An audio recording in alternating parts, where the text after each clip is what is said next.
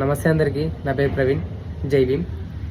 ఈరోజు 79వ స్వాతంత్ర దినోత్సవం. Happy 79th independence day. అందరికీ స్వాతంత్ర దినోత్సవ శుభాకాంక్షలు.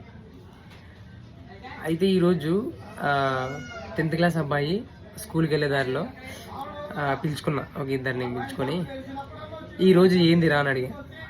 వాడు జెండా పండగనా, ఈరోజు జెండా పండగనా అని. జెండా పండగ కాదురా, మనకి జెండా పండగలు రెండు ఉన్నాయి. ఆ జెండా పండగలు రెండు ఉన్నాయి కదా, మరి ఆగస్టు 15th ఒక జెండా పండగ, ఆ జెండా పండగ పేరేందిరా అని అడిగితే వాడు అంటాడు. సర్లేరా, నేను క్లూ ఇస్తా, ఈరోజు ఇండిపెండెన్స్ డే, దాన్ని తెలుగులో చెప్పురా అని అడిగిన. వాడు తెలుగులో చెప్పురా అంటే కూడా చెప్పలే. బాగా ఆలోచించరా అని. బాగా ఆలోచించి గణతంత్ర దినోత్సవం అన్నా అన్నాడు.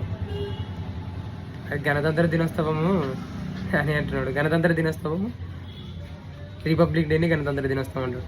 నిజంగా చాలా మందికి తెలియదు, అట్లీస్ట్ నాకు కూడా, నేను చదువుకున్న వయసులో నాకు కూడా తెలియదు, చాలామందికి తెలియదు. ఇండిపెండెంట్ డేకి రిపబ్లిక్ డేకి తేడా తెలియదు. ఒకవేళ తెలిసిన తెలుగులో మీనింగ్, ఇండిపెండెంట్ డేని గణతంత్ర దినోత్సవం అనేది, రిపబ్లిక్ డేని స్వాతంత్ర దినోత్సవం అనేది, ఇది చాలామందికి తెలియదు. చాలామంది తెలుసుకోండి. ఇండిపెండెన్స్ డే అంటే ఆగస్ట్ 15th స్వాతంత్ర దినోత్సవము. జనవరి 26 జరుపుకునేది రిపబ్లిక్ డే, గణతంత్ర దినోత్సవము.